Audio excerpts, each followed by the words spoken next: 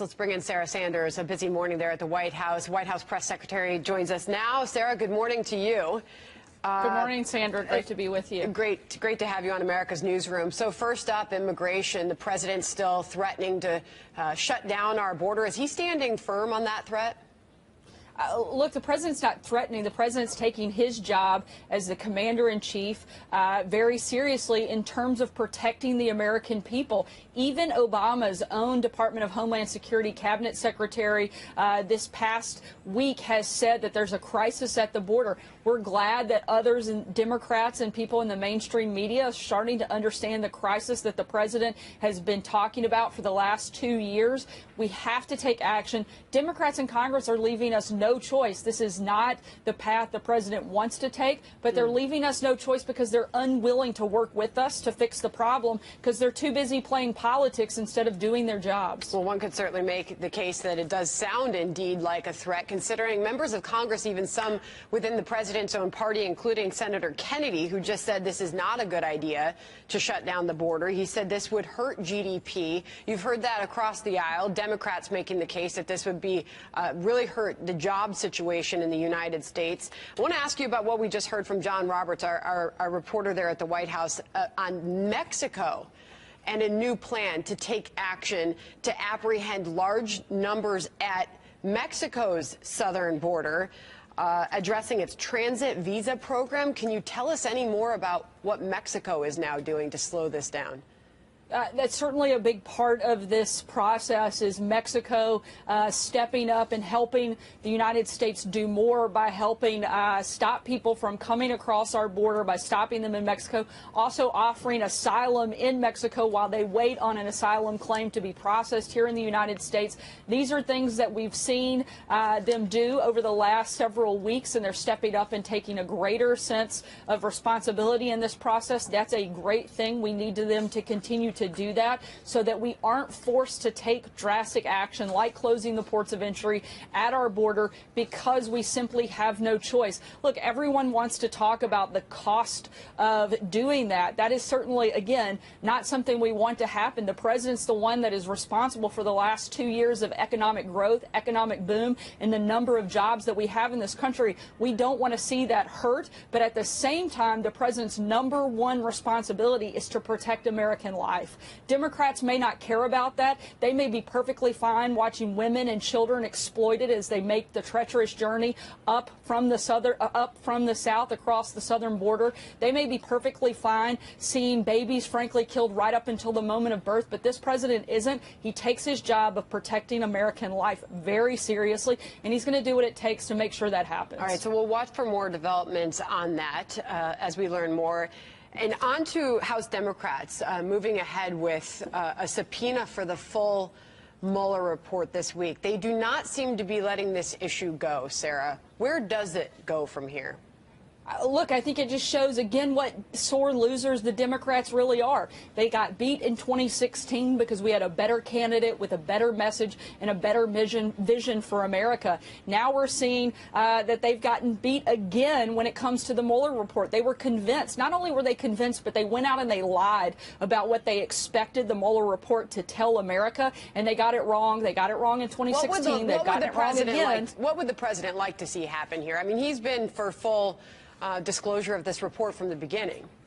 The president's been transparent throughout this process, but at the same time, the president wants to allow the attorney general to do his job, and he is letting him do that, and we'll see what happens from this point. Meanwhile, on to Obamacare. The president has said that this is going to be health care is going to be a Republican issue. This is going to be big in 2020. But what we know now is the president is saying no Obamacare vote until after the 2020 election. What is the president's goal on health care right now? Certainly the president wants to be the party of health care. It's an important issue, and it's one that he wants to see us address. He'd love to be able to address it now, but we know that Democrats are controlled by the far radical left wing of their party, and they are a total contrast to what we need and what the president wants to see happen when it comes to health care. They want to see this Medicare for all government takeover of health care, and the president wants to see health care returned to the power of the patient. He wants the people that are receiving receiving the care to get to make decisions about it. They want the individuals to be able to control their own decisions about their health care, while the radical left wants the government to tell you what you can and can't do, what doctor you can and can't see, what procedures you can and can't have. And that's simply unacceptable to this president. And it should be unacceptable to every single American that wants the freedom to make their own decisions about what they do when it comes to their health care. How does he make this a winning issue for his party in 2020? Look, I think we do what we can administratively in the meantime, what we've been doing over the last 2 years. The president has fought to lower prescription drug prices, and he's been successful. In fact, it's the first time in nearly 50 years that prescription drug prices have gone down. The president has fought to make sure that we have more affordable care, more competitive care. We've implemented association health care plans that have allowed more people to have options. We're going to continue looking at ways we can do that, and we're going to lay out principles like protecting pre-existing conditions that we want to see in a health care plan. And look, if Democrats change their minds and decide to get serious about fixing problems instead of playing politics, we're here and we're ready to work with them to fix the broken system. How does the president respond to some of the fears and the concerns that have been shared within his own party about this move and about making an election a referendum on Obamacare without something solidly there to replace it? I don't think that the election has to be a referendum on Obamacare. It needs to be a discussion about what works on health care, and that's what the president's doing. He's laying out the things that we need to see in a good health care system, whether that's more quality care, whether that's more affordable choices, and that's bringing those costs down. Again, the president wants to lay out those principles. He's been a hardcore advocate on protecting pre-existing conditions. You'll continue to see him talk about that. But we know that Democrats aren't serious about getting anything done. They want to play games. They want to attack the president. They want to play investigator instead of legislator. And they need to decide what they were elected to do. And so far, we've seen over the last 100 days, that's very little. All right, I'm being told that Jim Jordan right now is speaking. A House committee hearing is happening on Capitol Hill right now. You see Chairman Cummings there. Jim Jordan was teeing off earlier in response to a whistleblower coming forward, and the details of that were brought forward by Elijah Cummings on the White House overturning 25 denied security clearances, Sarah, and we heard Jared Kushner defend this last night on an interview on Fox News with Laura Ingraham. But what more can you tell us this morning about this and the whistleblower claims? Look, Sandra, you know I can't get into a discussion on individual security clearances. What I can tell you is that Democrats are acting in bad faith throughout this process. They're asking for personal, confidential information that they know they have absolutely no right to see. We have worked with Democrats. We've been cooperative in this process. We have shown them security process documents over the course of the last couple of weeks. We've invited them to the White House to sit down with government officials here in the administration to discuss that process, and we've been cooperative on that front. But we're not going to put the 3 million people who are full-time employees of the federal government that hold security clearances, personal information at risk because Democrats want to pretend and play games instead of do their jobs. Can I ask you, it's Tricia Newbold, do you know her? I mean, 18-year White House employee, she's the whistleblower. She came forward and said that she and other career staffers denied security clearances for 25 Trump administration officials, of which she said were 3 senior officials. Again, I don't know the individual, and I can't get into talking about individual security clearances here at the White House because, unlike Democrats, we want to protect people's personal, confidential information. Let's not forget 3 million Americans have security clearances that work for the government, and by exploiting one, you're exploiting all of their personal information, and I think Democrats know that, and I think what they're doing is dangerous, and I think what they're doing is sad and shameful, and America deserves much better than that. Sarah Sanders is at a busy morning at the White House. We appreciate you coming on the program this morning. Absolutely. Thanks for having me. Thank you, Sarah. Thank you. All right, so this was one of the best things I read this week. It was from a Wall Street Journal editorial on the Democrats and the Green New Deal. Quote, Isn't democracy great? Only in Congress could a political party introduce legislation with great media fanfare, then vote against it and blame the other side for cynicism. The Senate Democrats voting present on the Green New Deal is this week's Loony Left update. Okay. It makes us smile.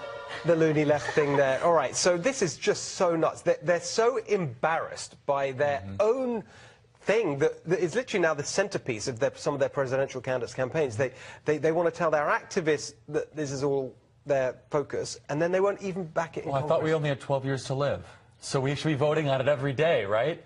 I mean, 0 votes is how much the new Green Deal got in the U.S. Senate, 57 to nothing. And the Democrats that weren't quite sure voted present. But again, I thought according to AOC, we only have 12 years left. We got to get voting on this right now. I guess socialism isn't as popular as you may think it is. It's just nuts, isn't it? It is, and I think the worst argument for it was, oh, well, we were just introducing it so that it would spark debate, so that it would spur conversation leading up to the election. Well, that's not what I want my lawmakers to be doing. I don't want them to be introducing bills, but, oh, just kidding, we just did it to talk about it, right? I mean, what else are we paying them for? Absolutely ridiculous. And the thing, and we talk about AOC, I mean,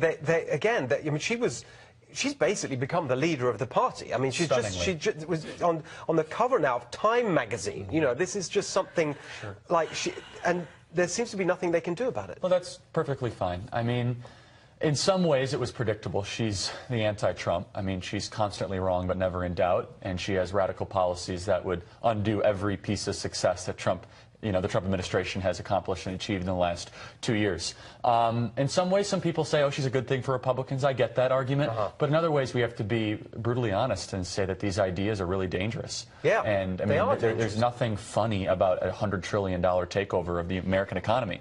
There's nothing funny about saying, America's not an exceptional country. There's nothing funny about that. And so, yes, it's easy to poke fun at her, and we should. We're both in our 20s, and so I guess we're within a couple of years of each other, so something tells me I'm going to be going up against AOC in the intellectual debate for many, many years now. And it's quite scary, to be perfectly honest with you. These ideas should be taken with unbelievable seriousness. I mean, it isn't. I mean, that is the center of the gravity of the party at this moment. And I think one of my biggest issues with this whole conversation is that it's yet again something that's always reduced to a soundbite. It's oversimplified when so much of her and what she's talking about and what everyone's talking about, that it's wrong. And how is it that almost 70% of people polled say that they will not spend $10 to combat climate change, and yet this Green New Deal is supposed to cost trillions? There's a disconnect between the budget and people's wallets and kitchen table issues they care about with kind of equating it to caring about a larger picture. And I think, so some more examples. Everyone talks about the Paris Climate Accord and drawing out. Well, the efficacy has been shown to be literally nil. So if people really cared about these issues, wouldn't it be incumbent upon those lawmakers to then create legislation that then backs up what they believe, That's such a smart point, because they don't really. I mean, they just want to make a point. They want to sort of look like they really care about. That's what it seems to be. It's also about power and control, and the policies are exactly. Without a doubt. Yeah, and that's right. What I'm stunned though, Steve, I'm really surprised. Recently Adam Schiff sent out a tweet defending her, saying, oh, if you underestimate her, it's going to be to your demise. He said, what point is their party leadership going to take a stand against her? And that really shows that the center of gravity has gone way away from what mainstream Democrats used to stand for. And I would like to think that, Trump didn't radicalize them, he revealed them. I mean, I think this has always been within their ranks. You cannot get this radical this quickly. It's always been brewing within them. And now they just believe that whatever the president says, they must say the opposite. But it's also, there's a clarity there, which is in a way very helpful for framing the debate, because there was a time when AOC was described as a populist, a bit aligned with Bernie Sanders and so on. Sure. But populism, we talk about this all the time, it's about giving power to the people. Yes. About decentralizing power. This is all about them grabbing the power. That's why the socialist analogy with Venezuela, even though, of course, you could say it's extreme, it's exactly right. Well, that goes back to the hypocrisy that underlays everything, where the answer to every kind of ill is government overreach and ownership, and yet out of their mouths comes, we're taking power back. Taking power for them away from you. All right. Great discussion.